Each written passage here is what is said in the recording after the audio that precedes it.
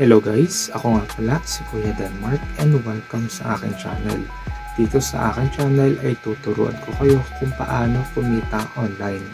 Kaya kung mahilig kayo sa mga ganitong video, please click the subscribe button and notification bell para lagi kayong updated sa aking channel. And for today's video, ang ituturo ko sa inyo ay walang himba kundi sisitaw. Meron akong hinandang question at sasagutin natin ito mamaya. Una, sino ba sisitaw? Pangalawa, legit ba o scam ba sisitaw? Pangatlo, ano ba yung mga requirement ni sitaw? Pang-apat, magkano ba yung puhunan kay sitaw? Panglima, ano ba yung mga product na binibenta ni sitaw? Pang-anim, saan ba pwede mag-register kay sitaw? Kaya kung handa na kayo, simulan na natin. Unang tanong, sino ba si Sitaw? Si Sitaw ay isang online cross-border e-commerce platform na merong concept ng dropshipping. Para lalo nyong mas maintindihan, magbibigay ako ng example. Iko-compare natin siya sa mga traditional businesses na meron tayo dito sa Pilipinas. Yung mga traditional businesses na meron tayo dito sa Pilipinas ay sina Shopee tsaka Lazada. Tapos yung mga dropshipping company na meron tayo dito sa Pilipinas ay sina Dropify, Bilis Benta, tsaka si Sitaw. Pero magpo-focus muna tayo kay Sitaw. Una, sa traditional businesses, kailangan mo ng product. Para magkaroon ka ng product is kailangan mo maghanap ng supplier. Pwede kang pumunta sa Divisoria o kaya maghanap sa ibang bansa through online. Tapos, kapag meron ka ng product, kailangan mo maghanap ng warehouse na paglalagyan ng mga yon. Tapos, kapag meron ka ng warehouse, kailangan mo mag-inventory buwan-buwan. Bakit? Siyempre, para alam mo kung ilan yung pumapasok o lumalabas doon sa business mo. Tapos, panghuli, para magawa mo lahat ng yun, is kailangan mo ng manpower. Pero kay Sitaw, hindi mo na kailangan problemahin yun dahil si Sitaw na ang bahala doon. Pangalawa, sa traditional businesses, kapag meron ka ng order, ikaw yung magpapak, ikaw rin yung mag-ship. Pero kay Sitaw, hindi mo na problemahin yon dahil si Sitaw na ang bahala doon. Pangatlo, sa traditional businesses, minsan payment first o kaya minsan cash on delivery.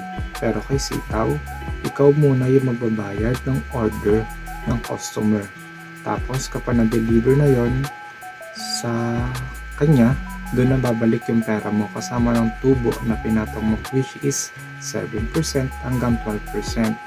Ang apat, sa traditional businesses, wala kang suportang makukuha sa pamilya mo o kaya sa mga kaibigan mo para i-promote yung product mo o yung business mo. Minsan magbabayad ka pa ng mga ads para lang ma-promote yung mga yon. Pero kay Sitaw, hindi mo na kailangang problemahin yun. Sila na ang bahala doon. Tsaka meron rin silang tinatawag na account specialist o mas kilala natin sa mga tawag na customer service. Kapag meron kang tanong, sila yung mga tutulong sa atin. Pangalawang tanong, legit ba o scam ba si Sitaw?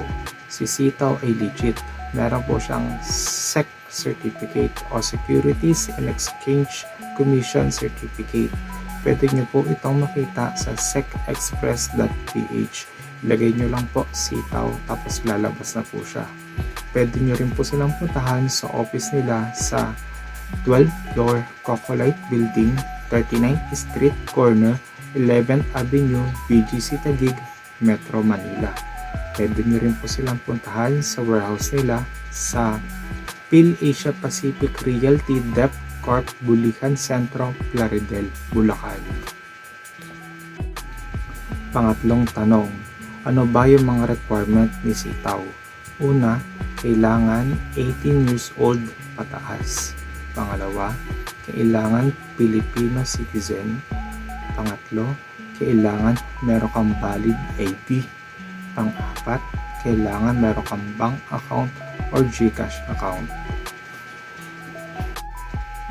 Pang-apat na tanong, magkano ba yung puhunan kay sitaw? Actually, wala namang required amount, pero para sa akin, maliit na puhunan, maliit na kita. Malaking puhunan, malaking kita. Pero lagi yung tatandaan, invest money that you can afford to lose. Panglimang tanong, ano ba yung mga product na binibenta ni sitaw? Yung mga product na binibenta ni sitaw is mga sports apparel tulad ng shoes, shorts, pants, sando, t-shirts, jackets, at marami pang iba.